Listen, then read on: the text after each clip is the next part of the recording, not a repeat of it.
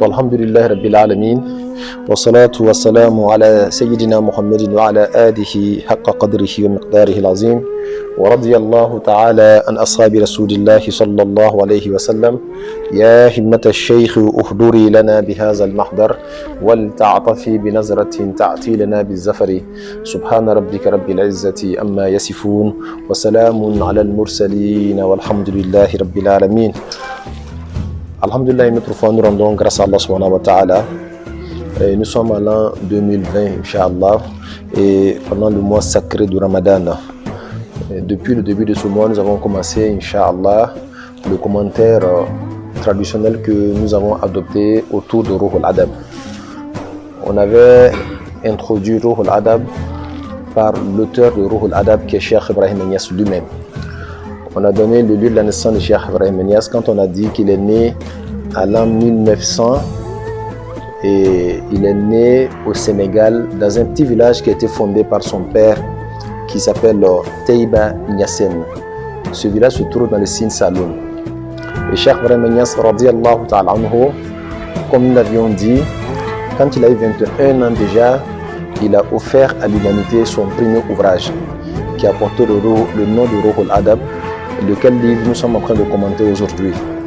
Il est bien de souligner que nous avons commencé le commentaire de Ruh al-Adab il y a de cela quelques 10 ans, Inch'Allah. Mais chaque année, c'est une nouvelle inspiration. Parce que vous savez très bien, la parole des saints hommes constitue des véritables creusets. L'inspiration qu'on a dans la première lecture n'est pas forcément celle qu'on aura dans la deuxième lecture et ainsi de suite. Et Inch'Allah, Cheikh Ibrahim Niass a écrit ce livre-là et il a voulu en faire une référence en base de spiritualité, mais surtout pour exprimer, j'allais dire, le civisme et ce que nous appelons Al-Adabu dans la science spirituelle. Al-Adab n'est rien d'autre que la discipline. Et nous avons dit la dernière fois que l'être humain, quand il a un avoir, il veille sur son avoir. Mais son savoir veille sur lui. Mais sa discipline veille sur son savoir. Et sa sagesse veille sur sa discipline. Ce sont des chemins. On commence à chercher le savoir. Mais le savoir tout seul n'a pas d'influence réelle ou impact réel dans le cœur d'un être humain. Le savoir lui-même a plusieurs sources. La première source de savoir, voilà la première source de savoir que tout le monde connaît, c'est l'intellect, la raison. Alors que la raison, c'est un ensemble de facultés. Dans la raison, il y a l'imagination. Dans la raison, il y a la compréhension. Dans la raison, il y a beaucoup d'autres choses. C'est tout ça mis ensemble qu'on parle de raison. Mais l'être humain n'a pas seulement que sa raison pour comprendre et pour découvrir la vérité. Dieu a mis en nous plusieurs facultés. Il y a aussi l'expérience. Il y a des choses qu'à première vue, on ne peut aucunement comprendre par la raison. Tu ne peux pas l'imaginer, tu ne peux pas le comprendre. Mais tu ne le comprendras que par la pratique. Et la somme des pratiques va nous donner ce que nous appelons l'expérience al-khibra. Donc on découvre certaines choses de par l'expérience. Généralement, ce que nous appelons al-adab, qui est la discipline, est le résultat de beaucoup d'expériences. Des choses que les gens ont su, mais que les gens ont mis en pratique. Et à force de pratiquer, il y a eu une lumière qui s'est dégagée et qui a donné, Inch'Allah, ce que nous appelons, Inch'Allah, la discipline. Mais en même temps, il n'y a pas seulement que l'expérience pour découvrir, il y a aussi le cœur de l'être humain. Par la purification de son cœur, l'être humain parvient à faire des découvertes.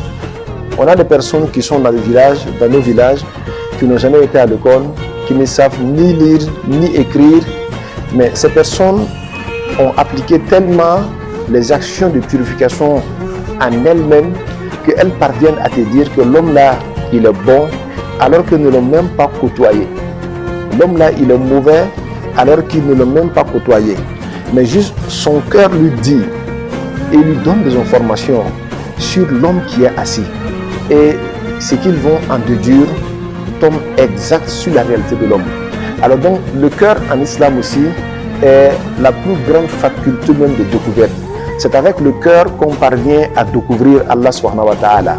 C'est ainsi que le prophète Mohammed sallallahu alayhi wa sallam a dit que Dieu le Tout-Puissant dit: Ma wasi'ani ardi wala sama'i wa innama wasi'ani qalbu abdi al-mu'min. Ni mes cieux, ni ma terre ne me contient, mais cependant, le cœur pur de mon noble serviteur me contient. Alors, comprenez que quand Dieu est contenu dans un cœur, walillahil masalul a'la, Dieu n'est contenable en rien du tout parce qu'il a tout créé, rien ne peut l'engendrer, c'est une manière de parler. C'est pour dire que quand Dieu est dans le cœur d'un être humain, alors que Dieu est le tout sachant, il n'y a rien à faire, cette personne peut découvrir des choses parce que Dieu est dans son cœur. Mais il n'y a pas seulement que le cœur aussi pour découvrir. Il y a ce que nous appelons al-zawqu, le goût. Le goût peut permettre à un être humain de découvrir certaines choses qu'il ignorait. Voilà pourquoi les sachants disent qu'il y a plusieurs types de savoirs. Et cela se référant aux sources de savoir. Il y a des savoirs qui proviennent de l'intellect, il y a des savoirs qui proviennent de la lecture, il y a des savoirs qui proviennent de l'expérience, il y a des savoirs qui proviennent de la lumière du cœur. Quand l'être humain a un cœur illuminé, ça veut dire quand le cœur atteint un état d'illumination, ce qu'on appelle al-fathu ou al-fahmu. C'est-à-dire c'est le cœur dans un état d'illumination, comme l'esprit dans un état d'illumination qui, à partir de cet état-là, Dieu le permet de faire des découvertes. Ruhul Adab vient et essaye de faire ressortir toutes ces valeurs. Nous avons dit que Ruhul Adab est un ouvrage qu'on pourra classer dans le grand cercle des ouvrages que le soufisme islamique nous a offert. Et quand nous parlons du soufisme, il est important de donner quelques références sur le soufisme. Le soufisme peut être expliqué de 1000 manières. Et c'est là parce que Dieu est tellement grand que les gens n'ont pas les mêmes moyens pour atteindre Dieu. Celui qui atteint Dieu de par son état de sincérité, celui-là vous dira que le soufisme, c'est la voie des sincères. Celui qui atteint Dieu de par sa lecture, il vous dira que le soufisme, c'est la voie de ceux qui lisent beaucoup sur Allah subhanahu wa ta'ala. Celui-là qui parvient à atteindre Dieu de par sa purification et de par son obéissance même vis-à-vis de la charia du prophète Mohammed sallallahu alayhi wa sallam, vous dira que le soufisme, c'est le respect de la charia. Et ainsi, il y a eu quelques 2000 définitions du soufisme. Et cela par rapport aux moyens que chaque individu a emprunté pour atteindre Allah subhanahu wa ta'ala. Voilà pourquoi on pourrait réunir toutes les définitions en une seule définition en disant que c'est être sincère dans sa quête d'Allah subhanahu wa ta'ala. Celui qui a fait de Dieu sa quête en lisant le Coran, s'il est sincère, il va atteindre Dieu. Celui qui a fait de sa quête de Dieu en respectant la charia, s'il est sincère, il va aboutir à Dieu. Parce que Dieu est partout. Et tout converge vers Dieu et tout finit par Dieu. Quel que soit le chemin que tu empruntes, si tu es sincère, si c'est Dieu qui est ta cible, alors tu peux parvenir à Allah subhanahu wa ta'ala. C'est ainsi qu'on a eu plusieurs définitions du soufisme. Ruhul Adab est un héritage du soufisme islamique. Le soufi, qui est-ce qu'il est? En islam, on peut diviser les gens en deux grands groupes. Le premier groupe, ceux-là sont comme des animaux. Que Dieu nous en garde, afin que personne d'entre nous soit un animal. L'animal ici, c'est qui? C'est celui-là qui pense que toute sa vie se résume à manger, à boire, s'accoupler. Et pour lui, posséder le monde là, c'est le paroxysme même de ses désirs, de sa quête. Si il a dunya, il a tout. Celui-là est un animal. Le deuxième groupe, c'est ceux-là qui ont compris qu'on a besoin de notre raison pour atteindre Dieu. Et ceux-là, ils sont divisés en deux groupes. On a besoin de notre raison pour atteindre Dieu, mais se basant sur l'information que nous recevrons des messagers d'Allah subhanahu wa ta'ala. Alors ceux-là se sont basés sur les informations qu'ils ont reçues des messagers. On a appelé ça al-wahyu, les révélations. Et l'ensemble des livres qui ont été révélés sont des informations certaines qu'on reçoit d'Allah à travers ces êtres purs-là, que nous appelons des prophètes.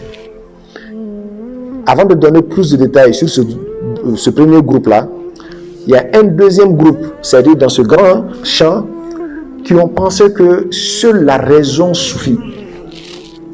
Ces personnes ont essayé de par leur raison intellectuelle atteindre Dieu. C'est cela que nous avons appelé des philosophes. Alors eux, ils n'ont jamais de certitude. Ce qu'ils découvrent aujourd'hui de par leur raison, qui n'a pas encore atteint l'état d'illumination, quelque temps après, eux-mêmes remettent ça en cause pour aller rechercher autre chose. Alors que toute science ou tout savoir qui ne peut pas produire la certitude est une illusion. Quelle que soit sa beauté, c'est une illusion. Puisque tu vas sortir de là un jour pour aller vers autre chose. Voilà pourquoi les sages en islam ont dit que le savoir là lui-même, c'est ma'rifatu haqiqatu shay. C'est connaître la réalité d'une chose. Je dis bien connaître la réalité d'une chose. Parce que tout ce que tu sais, si ce n'est pas la réalité de la chose, c'est une illusion que tu as de la chose. Au fur et à mesure, tu comprendras la chose et ce que tu avais comme savoir avant, tu trouveras que c'était une illusion. Voilà pourquoi Dieu dit Innama yakhshallaha min ibadihi al-ulama. Il est seul. Ceux qui savent, c'est ceux-là qui craignent Allah subhanahu wa ta'ala. Et ici, ceux qui savent, c'est ceux-là qui savent les choses dans leur réalité, que nous avons appelé al-arifuna billah, qui connaissent Dieu dans la réalité de Dieu. C'est ceux-là qui craignent Dieu réellement. Celui qui n'a pas un savoir réel des choses qui l'entourent, la personne ne peut pas être dotée d'une véritable crainte. Les oulémas ont essayé de classer cela. Ils ont dit que celui qui connaît la charia seulement, il a un savoir partiel. Celui qui connaît la tariqa aussi a un savoir partiel parce que cette deuxième dimension mène à la réalité.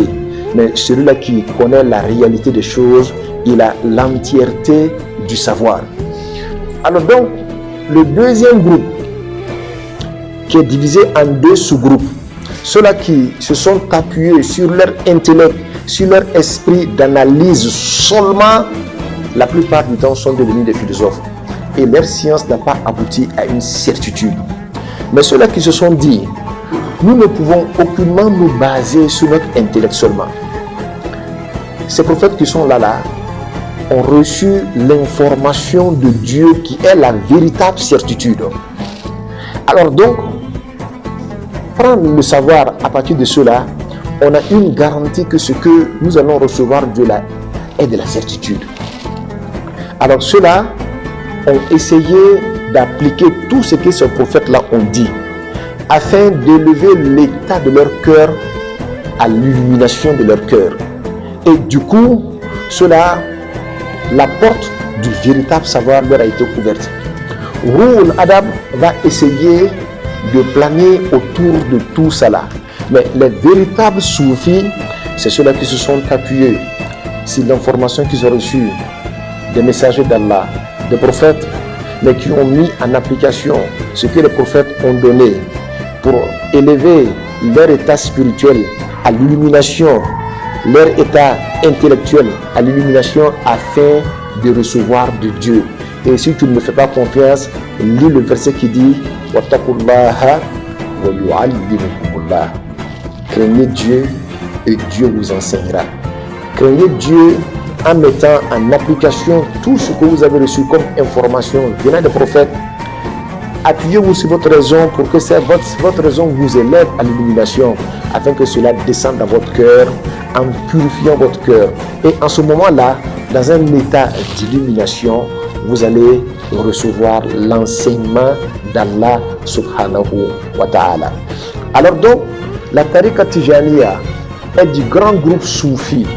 Et le soufi, c'est ce type-là qui a reçu de Dieu, qui a mis en application, qui a poussé son état intellectuel vers l'illumination et il a atteint finalement l'accès à la connaissance qu'un être humain peut recevoir d'Allah subhanahu wa ta'ala. Lui là, c'est un soufi. C'est ainsi que Cheikh Ibrahim Niass radiyallahu ta'ala anhu, qui est l'auteur de ce livre, a dit Innamat tasawwufu zahadatun wa ibadatun wa ma'arifa. Le soufisme en réalité c'est l'ascétisme. Quelqu'un qui a compris que ce monde là dans lequel nous vivons n'est pas éternel. Il ne viendra pas pour tuer tout son temps rien que pour obséder ou pour posséder ce monde là. C'est que quand tu le posséderas, il va te lâcher à un moment donné. Ou bien tu vas le lâcher à un autre moment donné quand tu mourras. Alors donc, ils se sont servis du minimum vital. Ce qui peut les servir pour pouvoir faire cette traversée-là. Et donc cela, c'est des ascètes. En réalité, ils ont jeté leur dévolu sur Allah subhanahu wa ta'ala. Ils disent qu'à côté de l'éternel, nous n'allons pas virer vers l'éphémère. Et Dunya est éphémère, et Dieu est éternel, c'est Dieu que nous voulons. Zahada wa ibada. Mais ces personnes, ayant choisi Allah subhanahu wa ta'ala, ils ne se sont pas suffis de leur amour pour Dieu. Ils ne se sont pas retirés dans leur chambre pour dormir, mais plutôt pour activer leur esprit d'adoration. Ce qui veut dire que le soufisme, ce n'est pas une succession de sentiments. Que moi, je sens que je suis soufi pour être soufi. Il faut pratiquer. Ces personnes ont pratiqué la charia. Et ces personnes ont eu des maîtres. Ça a commencé par le prophète Mohammed sallallahu alayhi wa sallam et tous les héritiers du prophète Mohammed jusqu'à nos jours. Innama tasawwufu zahada wa ibada wa ma'rifa. Et finalement, quand ces personnes se sont conformées à l'ascétisme réel, qui est choisir Dieu et laisser dunya, parce que Dieu a dit Alaysa Allahu bikafin abida. Est-ce que Dieu n'est-il pas suffisant pour son serviteur? Mais si Dieu est suffisant pour toi, que vas-tu chercher ailleurs? Ces versets qui sont dans le Coran, qui nous prouvent que Dieu est mieux, Dieu est meilleur, ils se sont cramponnés à ces versets pour choisir Dieu et délaisser Dunya. Tout en sachant que Dunya est un passage obligatoire. Ils sont passés par Dunya, mais pour atteindre Allah subhanahu wa ta'ala. Et cela rentre dans le plan d'Allah subhanahu wa ta'ala. Alors donc, at-tasawwuf zahada wa ibada wa ma'rifa, et finalement, toute cette abnégation les a ouverts. Toute cette abnégation les a donné les moyens d'ouvrir leur cœur à la connaissance d'Allah subhanahu wa ta'ala. Ce qui va nous donner ce que nous appelons al-ma'rifa, al-ilahiyya. Alors donc, ayant atteint cette dimension qui est le fruit même du soufisme, comment faire pour être anéanti en Allah subhanahu wa ta'ala? Comment faire pour connaître Allah subhanahu wa ta'ala? Ces personnes ont connu Allah subhanahu wa ta'ala. Ils sont passés d'abord par ce que nous appelons al-wusul, le fait d'atteindre Allah, et finalement ils se sont noyés dans ce que nous appelons al-ma'rifa. Al-wusul, c'est la porte qui mène à la ma'rifa. Al-wusul, c'est atteindre la chose sans connaître entièrement la chose. Al-ma'rifa, c'est plonger dans la chose afin de connaître entièrement la chose. Mais comme Dieu est une essence réelle qui ne peut aucunement être connue entièrement, le simple fait même de naviguer en Dieu, on peut les attribuer le nom de connaisseurs d'Allah subhanahu wa ta'ala, al-arifuna billah. La tariqa Tijaniya ne vise que ça. Et ce sont ceux-là qui sont les soufis. Alors quand Cheikh Ibrahim Niass a dit Nasihatun minni ila ikhwani faltumsiku tariqat at-tijani, ceci est un conseil à mes frères, cramponnez-vous à la tariqa tijaniya, c'est parce qu'il a réalisé que la tariqa tijaniya est une école qui permet à l'être humain d'accéder à ce joyau-là, d'accéder à cette connaissance d'Allah qui est la grande faveur que tout adorateur recherche. Et je dis bien, c'est une faveur. Quand Dieu t'aime, celui qui t'attire et il t'envoie dans cette école-là qui est le soufisme. Donc avant que toi tu ne vois les efforts que tu fournis, il faut d'abord voir la volonté de Dieu qui t'a choisi. S'il n'avait pas voulu, il ne t'aurait pas choisi. Alors Tariq Mahdi al-Fadl wa Ridwani, c'est ce qu'il explique ici, que c'est une école qui base ou bien qui tire sa source de la générosité d'Allah subhanahu wa ta'ala quand il t'a choisi, aussi ça du sunnat wal furqan, mais en même temps cette école-là n'est pas une hérésie, cette école n'est pas une innovation, elle provient du Coran et elle provient de la sunna du prophète Mohammed sallallahu alayhi wa sallam. Quant à la sunna du prophète Mohammed sallallahu alayhi wa sallam, il faut comprendre qu'il s'agit des hadiths, mais seulement les hadiths à 2 ou à 3 niveaux. Tout ce que le prophète Mohammed a dit sont considérés comme des hadiths. Tout ce que le prophète a consenti, il a vu faire autour de lui et il n'a pas interdit aussi est considéré comme des hadiths. Mais aussi les différents états du prophète Mohammed, parce que les compagnons étaient avec lui, il observait sa manière de s'habiller, sa manière de parler, tout ça là a constitué les hadiths. Et quand on a comptabilisé les hadiths, sans tenir compte des hadiths qui sont répétés, parce que vous allez prendre un recueil de hadiths, vous pouvez voir un seul hadith qui est répété 20 fois, 30 fois. Alors, quand on ne tient pas compte des hadiths qui sont répétés, on va se retrouver à quelques 60 000 hadiths. Les 60 000 hadiths là, vous avez 5 000 hadiths qui abordent la question de la juridiction islamique, comment prier, comment jeûner, comment se marier, comment faire ceci et cela.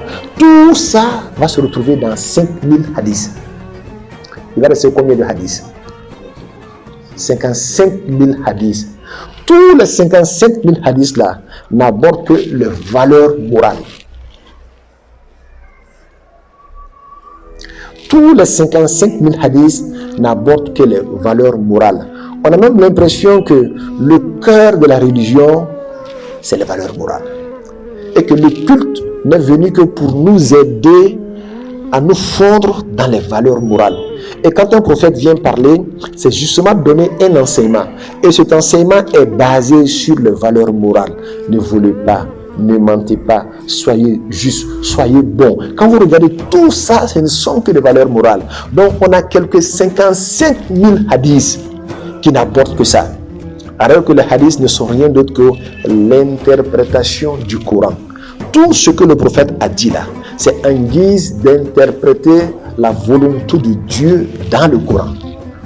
Donc la sunna du prophète Mohammed, c'est le meilleur commentaire des paroles ou de la parole d'Allah subhanahu wa ta'ala.